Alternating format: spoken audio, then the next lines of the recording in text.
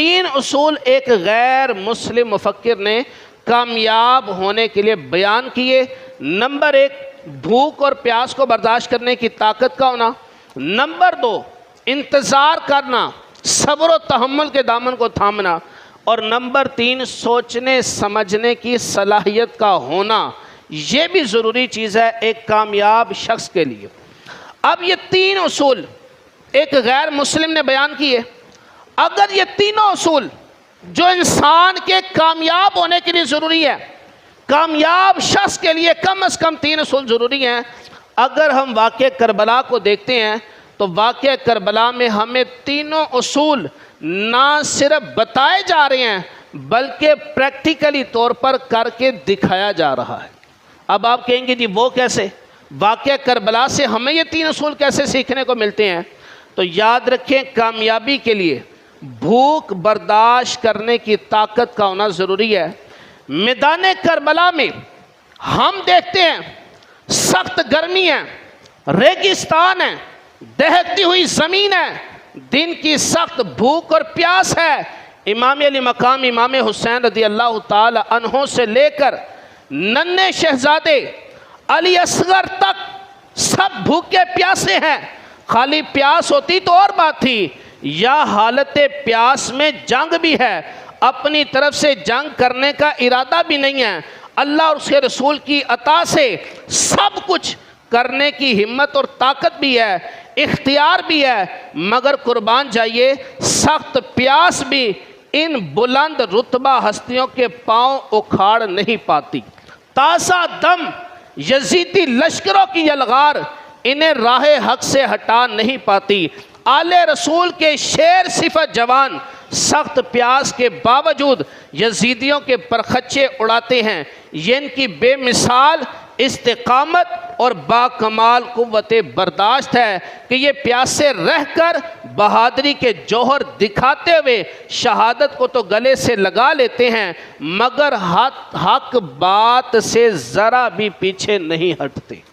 تو کامیابی کا جو پہلا اصول تھا بھوک اور پیاس کو برداشت کرنا، امام علی مقام امام حسین رضی اللہ تعالی عنہ نے واقعہ کربلا میدان کربلا میں نہ صرف بھوک اور پیاس کو برداشت کیا، اپنے ننھے علی اصغر کا لاشا اپنے ہاتھوں میں اٹھایا ہوا ہے، علی اکبر کی جوانی کو اپنی آنکھوں سے لٹتا ہوا دیکھا، اپنے چچا کے بیٹے، اپنے بھائی کے بیٹے، اپنے دیگر بھائیوں کو شہید ہوتے ہوئے دیکھا۔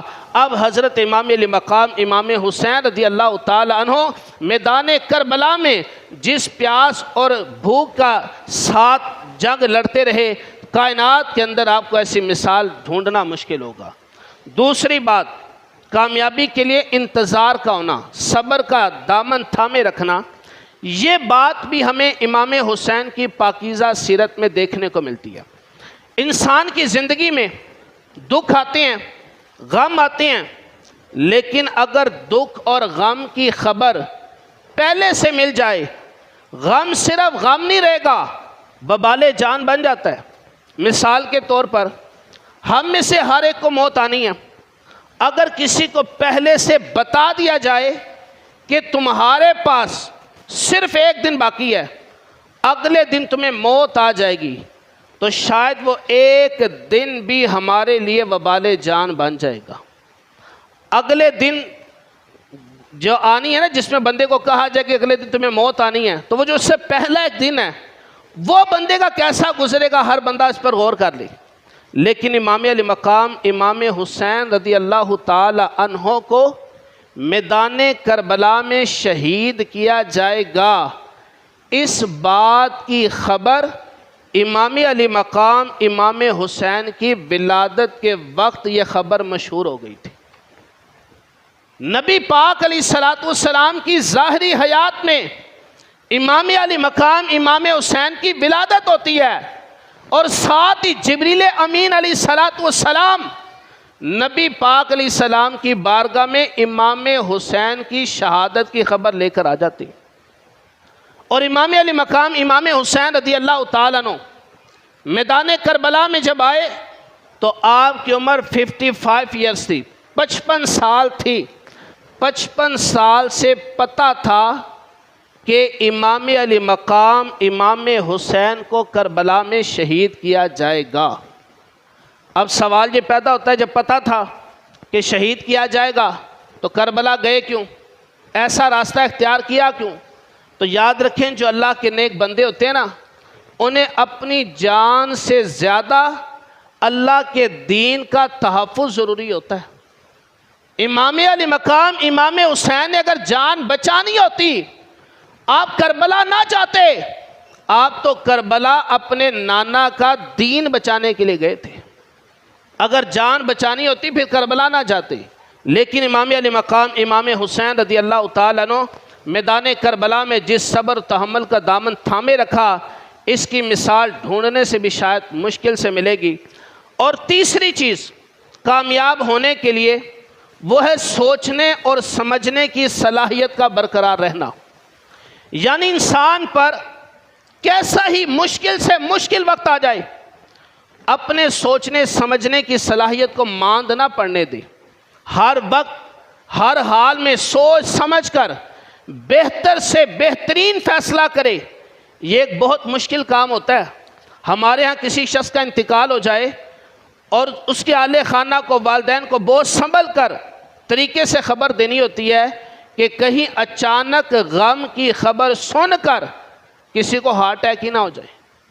ایسا ہوتا ہے کہ نہیں؟ کسی کو جب ہم خبر دیتے ہیں تو بعض اوقات کوئی مریض ہو، کوئی پہلے ہی جناب بستر مرگ میں پڑا ہو، اور اسے اس طرح کی خبر دینی ہو تو بڑی سوچ سمجھ کے دی جاتی ہے، کیونکہ یار یہ فیصلہ، یہ خبر دینی ہے، یہ بات بتانی ہے، بڑی سوچ کے بتانی ہوگی، موقع دیکھ کر بتانی ہوگی۔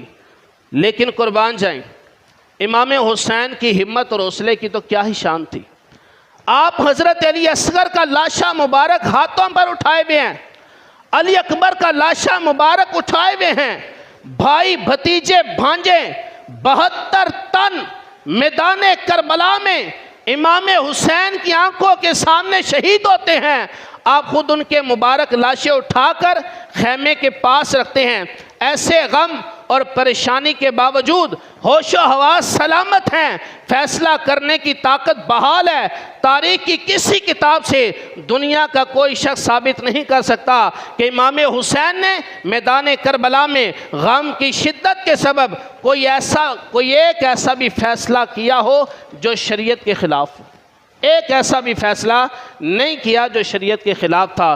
تو امام علی مقام امام حسین رضی اللہ تعالیٰ عنہ، بندہ کہہ سکتا ہے کہ اس غیر مسلم مفکر نے کامیاب شخص کے جو 3 اصول بیان کیے، امام علی مقام امام حسین نہ صرف ان پر عمل کرنے والے بلکہ کامل طور پر ان پر عمل کر کے دنیا کو بتایا کہ کامیاب شخص کون ہوتا ہے، جو بھوک اور پیاس کو برداشت کرنے والا ہو، جو صبر و تحمل کے دامن کو تھامنے والا ہو، اور جو مشکل سے مشکل وقت بھی کبھی خلاف شریعت فیصلہ نہ کرنے والا ہو۔